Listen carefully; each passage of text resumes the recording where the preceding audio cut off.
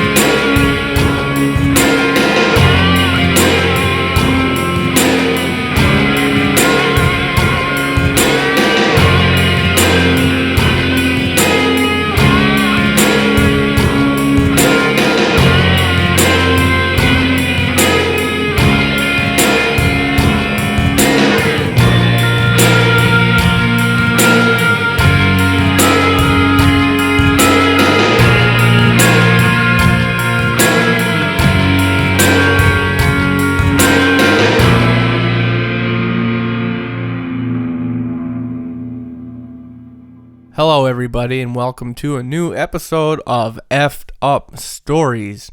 I am your host, Will Pender. And I am your co-host, Ryan Sharp. And tonight we will be doing another fan-submitted podcast, this time from a man named David. And this story is pretty strange. I'm not going to tip you off too much. It's a really strange story, not really long, but very, very strange. Before we jump into that, we're looking for stories or anything from anybody who has an experience with reptilians. If you've had an experience with reptilians or know anything on a personal level that most won't know, or if you have any knowledge perhaps through investigations or people you know, whatever, stuff that's not easily found, if you could send that to us, that would be great. You can do it on the official site, effedupstories.com, and as well, if you have an effed up story, I'd like to get that too. We can get it onto the website and into a podcast. So go to effedupstories.com. That's effedupstories.com. Go to the submissions, fill out the form, hit submit. I'll get it into a podcast, and we'll get it, or I'll get it on the website. We'll get it into a podcast, and of course, the reptilian stuff we're collecting. We're going to be doing a podcast on it, and we have an eccentric listener who donated a nice bit of money, and that's what we're doing. We're trying to help him out. That's what he wants to know. It's very personal to him. He's trying to learn anything he can about these reptilians. So with that said, we're going to jump into the story of tonight, sent in by David. This is a new submission. This was sent in on January 20th, 2016. And there's a certain element in this story that I found spooky. You know, I've heard lots of spooky stories. I read them all the time. I get sent them all the time. Spent my whole life reading spooky stories, but I haven't really heard anything quite like this. And what the element of this story, and I don't know what the proper term is for this, so I'm just going to describe this as best as I can. You guys know, like with the opera, right? And they show those two masks, you know, the happy mask and the sad mask, and it's like the comedy tragedy thing. That's what Ryan called it. And well, as you know, there's other masks too, right? I mean, there are always these white masks, and they display different emotions. You know, you can have happy, sad, angry, hungry, whatever. There's all these different ways, and they're kind of creepy, especially some of the more, I guess, not so common emotions that are displayed. Some people collect them as antiques. You know, they display them. Some of them have storied histories. But this story that I'm going to read tonight, sent in from David, is a little bit different. So let's jump into that. So his story revolves around 4 interactions with a strange entity. And this happened over the course of his life. And the first and most terrifying event took place when he was 5 years old. He said he was in his room. It was a very simple setup. He said, like, when you entered the room, his bed was on the far right of the room. His closet was on the opposite wall. And he consistently kept this closed because he was afraid of what could reside in the darkness of his closet. And you know what? That's not even just a kid thing. That's an adult thing. If you, like, I'm one of those people. I can't leave my bed, or I can't leave my arm hanging over the side of my bed because I'm vulnerable to the monster if I do that. But otherwise, I'm okay. So that's a thing that we all kind of carry in our own way, especially as children, though. And anyway, so the closet was closed, and on this particular night, somehow, despite all of his OCD checking, right, the closet door was ajar. And as he stared at the abyss between the door and the frame, slowly, it seemed like the abyss grew in size. And then he realized, the door was opening, and he realized that there was a hand pushing the door open, which revealed a mask, one of those masks, and the mask portrayed a single emotion and or aspect. And the aspect that was portrayed on the mask was hunger, or desire to devour him. David said he tried to scream, but no noise left his mouth. So he laid there frozen in terror as this thing began to reach for him. And then all of a sudden, his dad bursted into the room, and he stared at he saw the hand and the arm reaching toward him, and he kicked the closet door shut, and he said, as the door shut, the portion of that arm that was outside of the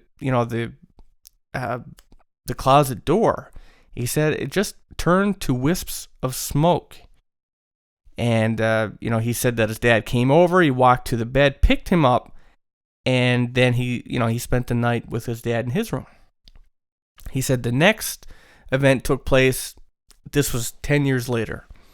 And he said a similar event occurred, only this time the mask was one of joy, or the desire to spread happiness.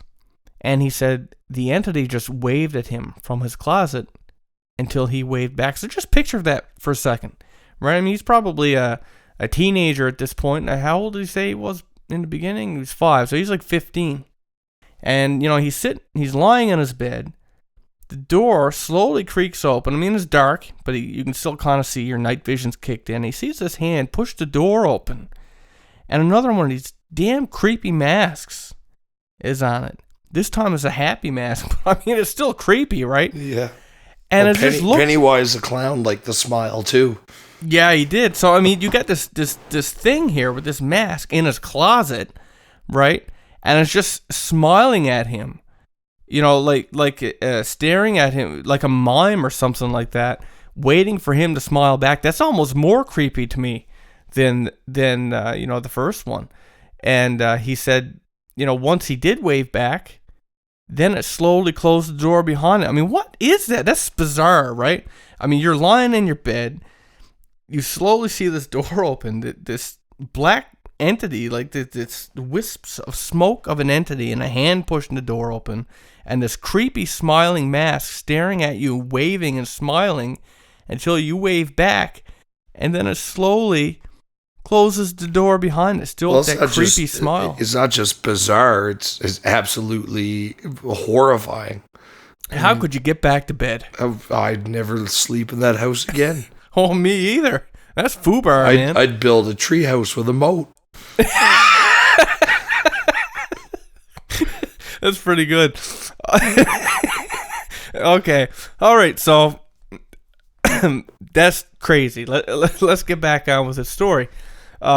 So that's the second time. Now the third time he encountered one of these things. He said he was 22. So this would have been 7 years later. And he said at this point in his life, he had become accustomed to paranormal events happening. So when he saw the pale mask staring at him from his wide open closet door, it didn't faze him so much. And he said the mask this time was one of sorrow, or an unrelenting sadness. And he said he had a desire to hug it. He felt compelled to do this, or he'd somehow desire to try and make it feel better. And he said he actually stood up and stepped towards the closet door to do just that. But then the creature, all on its own, pulled the door shut. So he couldn't. And he said the last and most recent event was on his 27th birthday. So again, we're jumping in 7 years. No, maybe it's 5 years. And he said this time it was a blank mask. He said there was no emotion whatsoever. And he actually managed to choke up the courage to ask this thing a question. And he asked, "Why are you masks following me?" And the mask, and this is interesting because it's a mask, he said the mask simply smirked and closed the closet door. And he said he hasn't seen any of them in the last 3 years. Now, well, maybe it's going to take another 4 years, but I got to tell you, if this story is true, it's creepy. Yeah, I think it might take the cake as one of the most bizarre stories that we've ever received. Yeah, it's one of those, well, that one, and I gotta say that Devoured by Erebus was another one that was a bizarre tale. But getting back to this one, I don't know what to think of it. It's such a different, like, part of me almost thinks of it like I think of creepypasta, right? That this was an exercise in creative writing. Well, I'm not going to say that because I don't know, right? I mean, it could very well have happened. Who am I to say? I'm definitely not saying that. I'm just saying that it's got more flair than I'm used to seeing. And like I said, it's a different story. Never heard a story quite like that before. Well, let's take it, take it as it is and discuss, I guess. I mean, how fucking terrifying is that? The closet door quietly starts to creak open, and the tips of fingers appear, only to reveal that it's grasping this. I'm guessing it's one of those white porcelain like masks. With of all things, this look of ravenous hunger. To me, what it sounds like. It's trying to communicate. It's a black, wispy entity. It can't speak, perhaps. It can't, whatever. So it's trying. How do you convey emotion? Well, he got these masks. Where he got them, I don't know. But how it can make them smirk is another matter. But it reminds me of some of those old tales about spirits. Like this sounds like some kind of a spirit. I mean, there's back in the day, there was a whole catalog of well, this is a closet spirit, and this is a bread box spirit, and this is a barn spirit, and these spirits make shoes for the cobbler, and there was these big, long, comprehensive lists of the different kinds of spirits and entities. And for me, it's almost like a throwback to that. This kind of a lonely spirit that doesn't have a voice, and needs to use masks or the faces of its victims or something as the only way to communicate. The scariest thing to me, I think, is the fact that it always slowly resides back into the closet. It never leaves, right? It's how do you get around that? Right? How do you get around knowing that, this thing lives in your closet? And I don't know how he got back to sleep, ever. I would imagine that all of his clothes were hanging on a string that he had strung from wall to wall or something. It's like, well, I guess I'm going shopping tomorrow because I'm never opening that closet door ever again. And I gotta wonder, what the hell was going through Dad's mind. Yeah, I mean, he kicked the door shut, but he didn't. He slept in your bed that night, but I think I would have done more. I don't know if I would have moved right away, but I definitely would have had someone look into it, someone who was experienced with, cleansing homes, or like have a psychic come over and see if she could or he could pick up on anything. I think at the point where there's a demon clown in your closet, you just have to burn the fucking place down. I'm not one of those people that are creeped out by clowns. But, when I was a little kid, I used to be terrified of my closet, and it wasn't the closet door all the way open. It was either when it was, just open to crack, or when it was closed is when it was the worst for me, because then I couldn't see in there.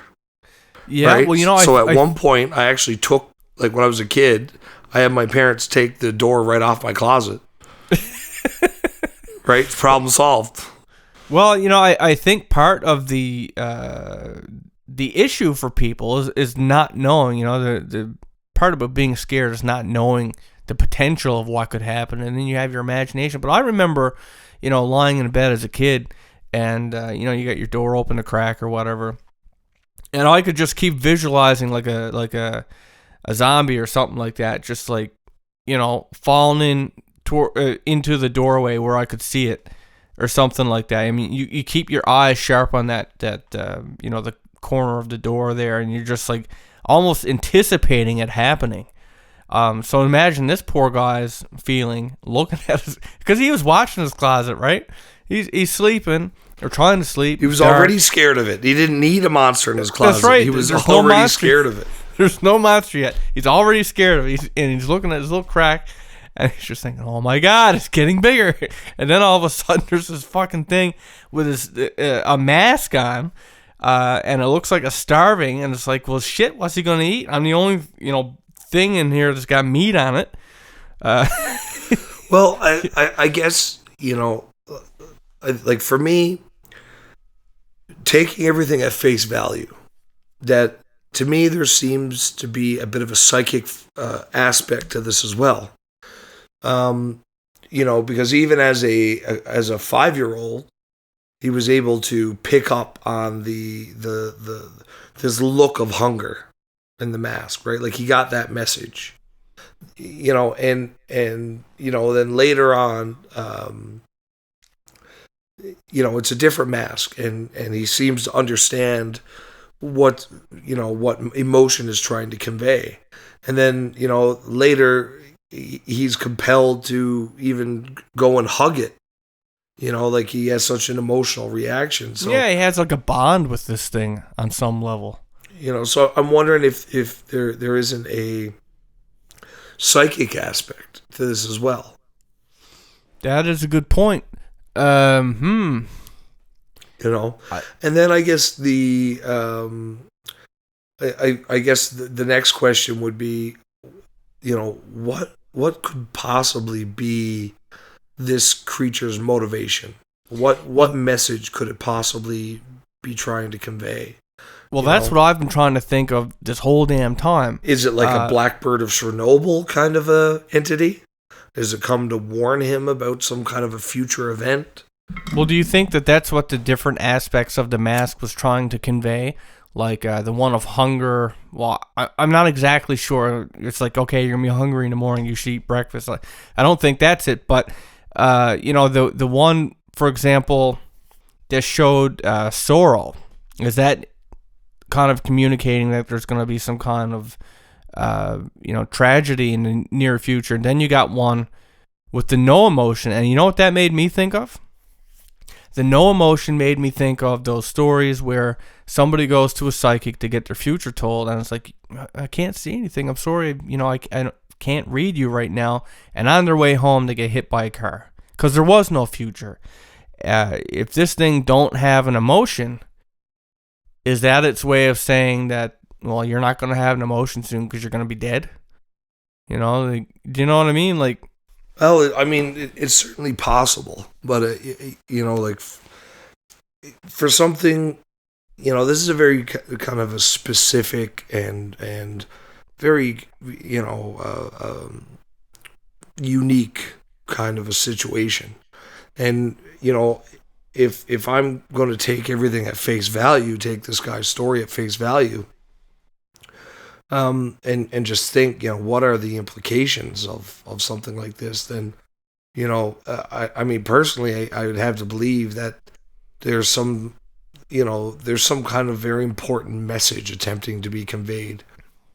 Maybe some, you know, it's a message that this guy's really not ready to hear. He's not, maybe, you know, he isn't and will never be fully receptive to what this thing is trying to tell him.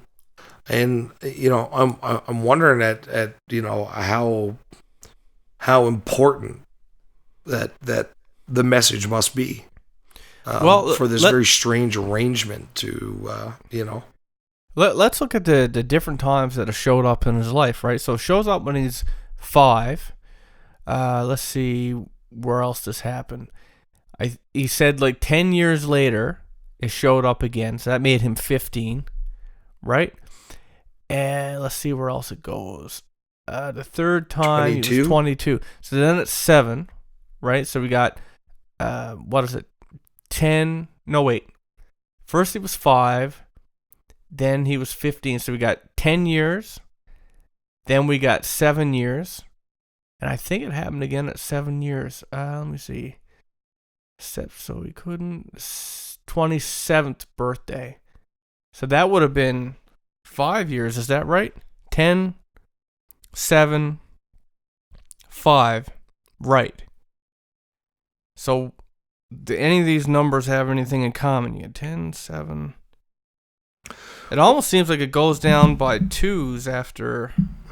Well, I don't know if it would be as much to do with numerology as, you know, perhaps the appearance of this thing was it's becoming more frequent. Well, maybe it's related to events in this guy's life. You know, that it's coming and giving him messages that are specific to him and his situation at that time, or a coming situation that hasn't even occurred yet.